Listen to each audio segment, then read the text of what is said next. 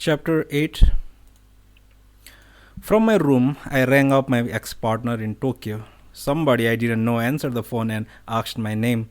Then somebody else came on the line and asked my name. Then finally, my ex partner came to the phone. He seemed busy. It had been close to a year since we'd spoken. Not that I had been consciously avoiding him, I simply didn't have anything to talk to him about. I'd always liked him and still did, but the fact was my ex partner was for me and I for him a foregone territory. Again, not that we'd pushed each other into that position, we'd just gone our own separate ways, and those two paths didn't seem to cross, no more, no less. So, how's it going? I asked him. Well enough, he said. I told him I was in Sapporo. He asked me if it was cold. Yeah, it's cold, I answered. How's work? Was my next question. Busy, his one word response. Not hitting the bottle too much, I hoped. Not lately. He wasn't drinking much these days. And was it snowing up there? His turn to ask. Not at the moment. I kept the ball in the air. We were almost through our polite toss and catch. Listen, I broke in. I've got a favor to ask. I'd done him one a long while back. Both he and I remembered. Otherwise, I'm not the type to go asking for favors of people. Sure, he said with no formalities. You remember when we worked on that in-house newsletter for the hotel group? I asked. Maybe 5 years ago? Yeah, I remember. Tell me, is that connection still alive? He gave it a moment's thought.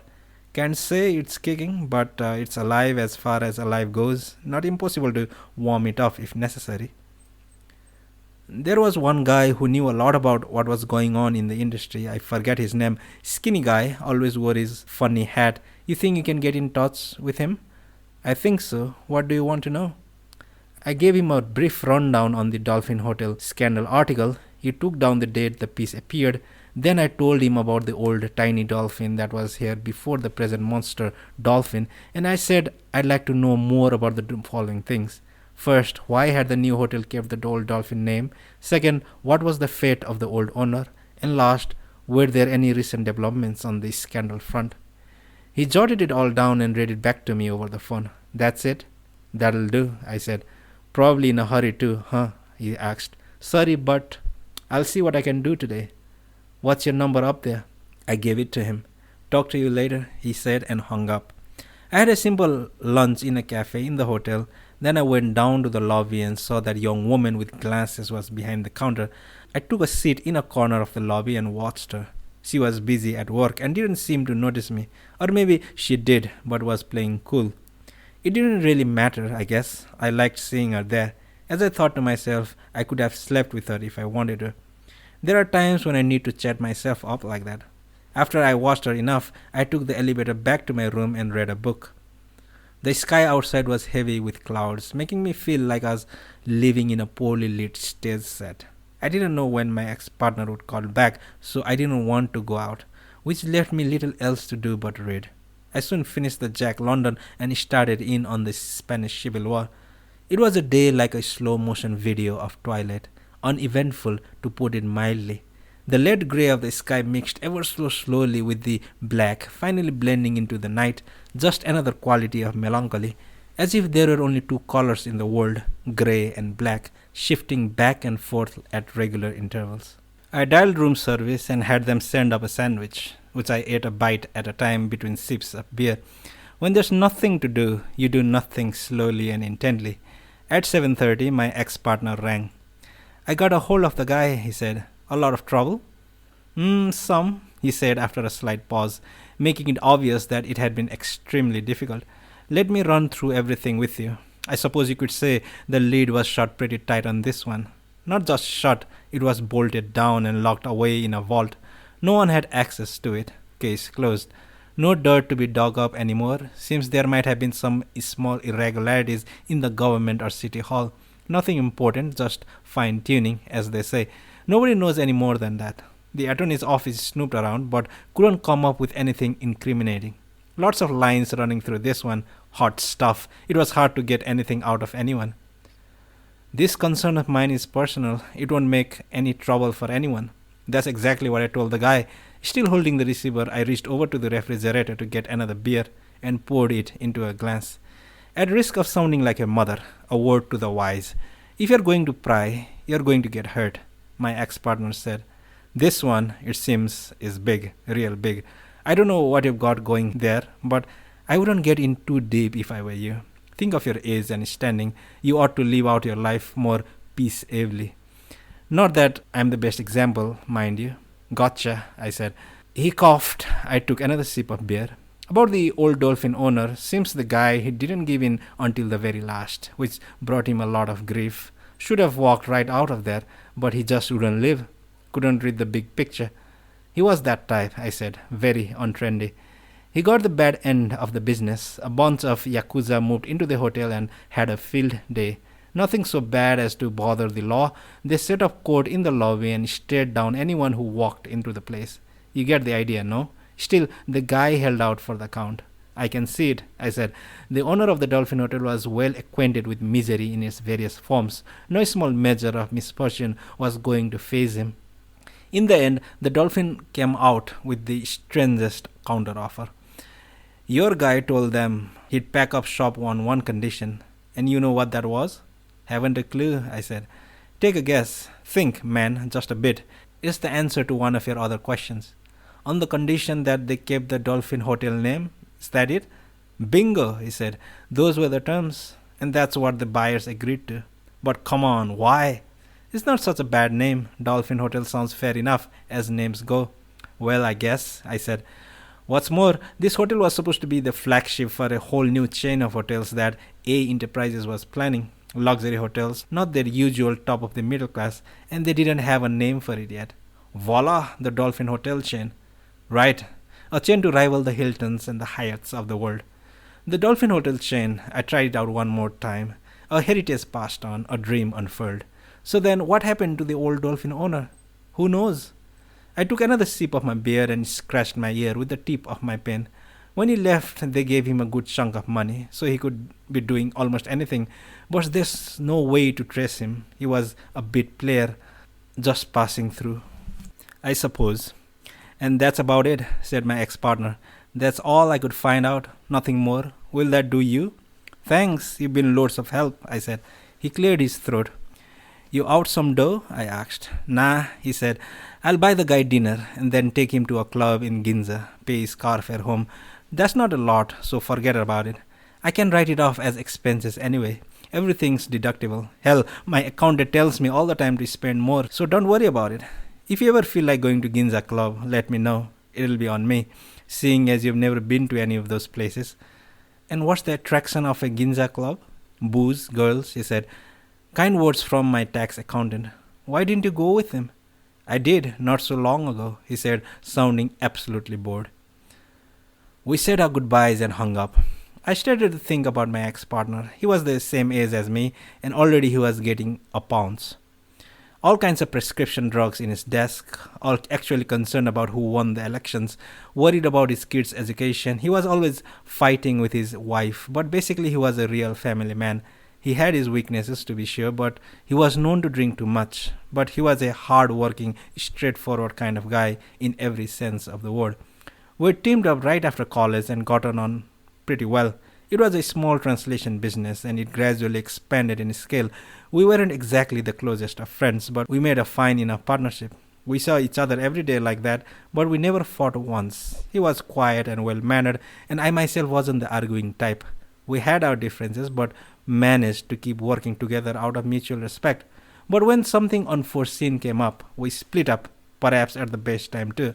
He got started again, kept up both ends of the business, maybe better than when we were together, honestly. That is, if his client list is anything with to go on. The company got bigger, he got a whole new crew, even psychologically he seemed a lot more secure. More likely I was the one with the problems, and I probably exerted a not so healthy influence over him, which helps to explain why he was able to find his way after I left, fawning and flattering to get the best out of his people, cracking stupid jokes to the woman who keeps the books, dutifully taking clients out to Ginza clubs no matter how dull he found it. He might have been too nervous to do that if I were still around.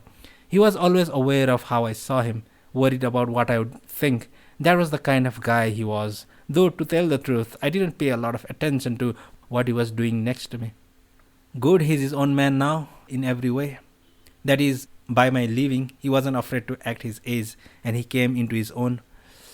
So where did that leave me? At 9 o'clock, the phone rang. I wasn't expecting a call. Nobody besides my ex partner knew I was here. So at first, the sound of the phone ringing didn't register. After 4 rings, I picked up the receiver. You were watching me in the lobby today, weren't you? It was my receptionist friend. She didn't seem angry, but then she wasn't exactly happy either. Her voice was without equivocation. Yes, I was, I admitted. Silence. I don't like it when people watch me while I'm working. It makes me nervous and I start making mistakes.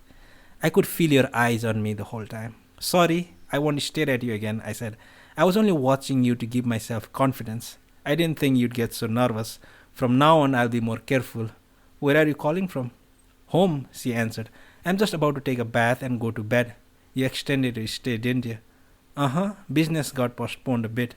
Another short silence. Do you think I'm too nervous? She asked. I don't know. It's a bit different thing for everybody. But in any case, I promise not to stare again. I don't want to ruin your work.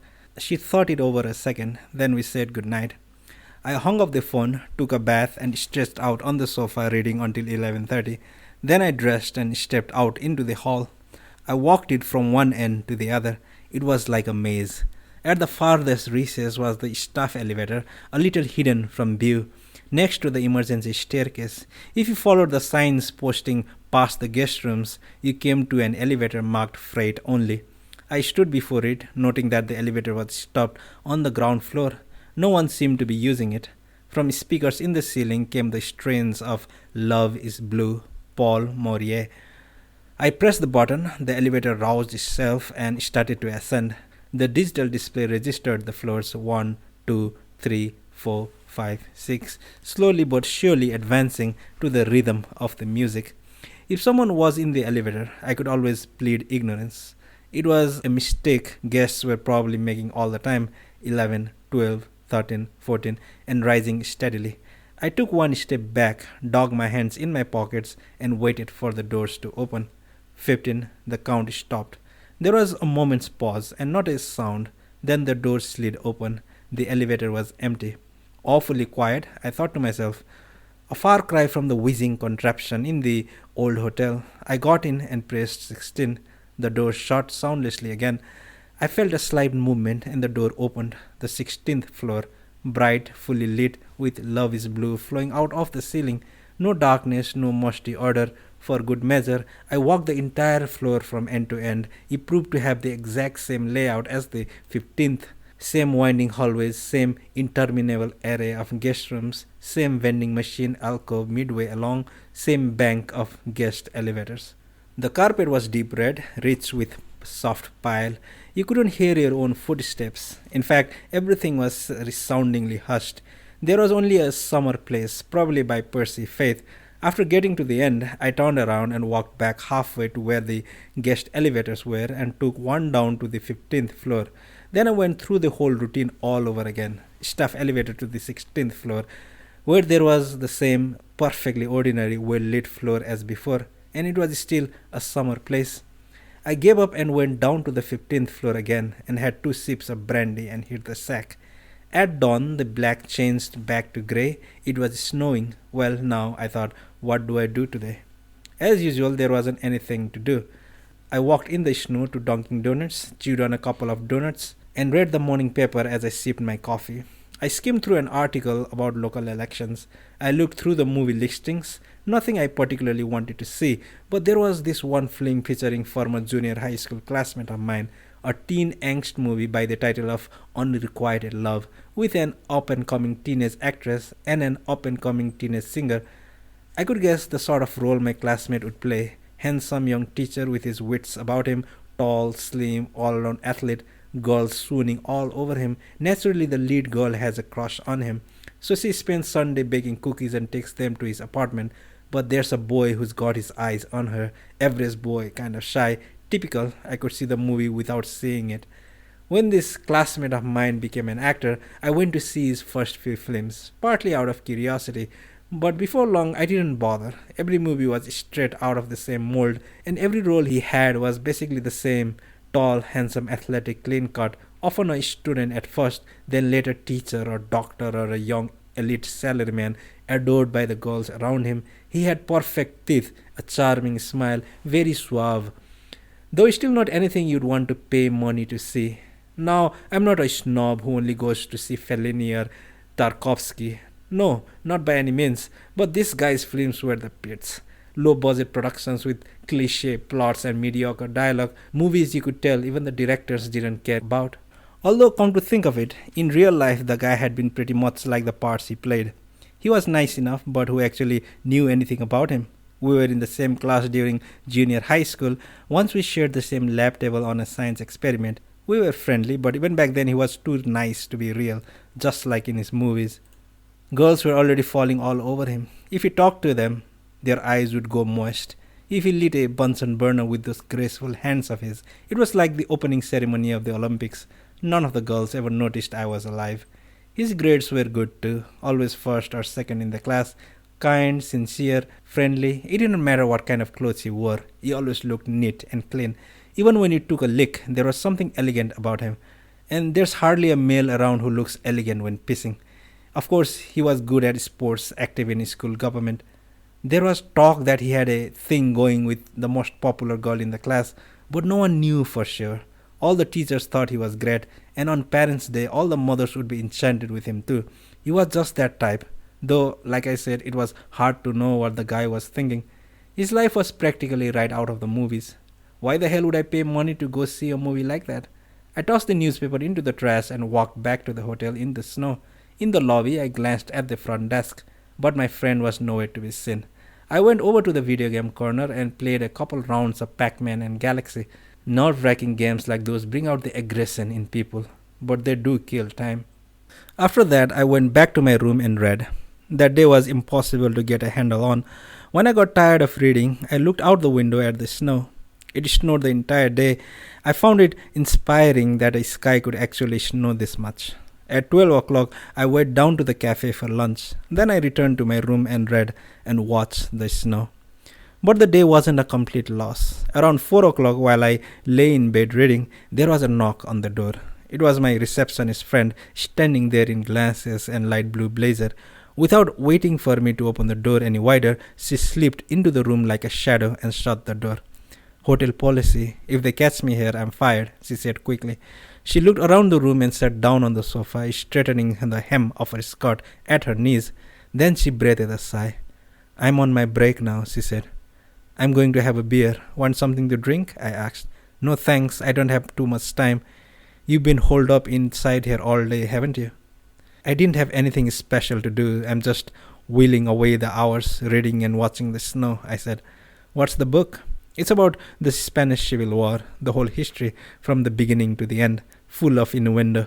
To be sure, the Spanish Civil War was rich in historical suggestion.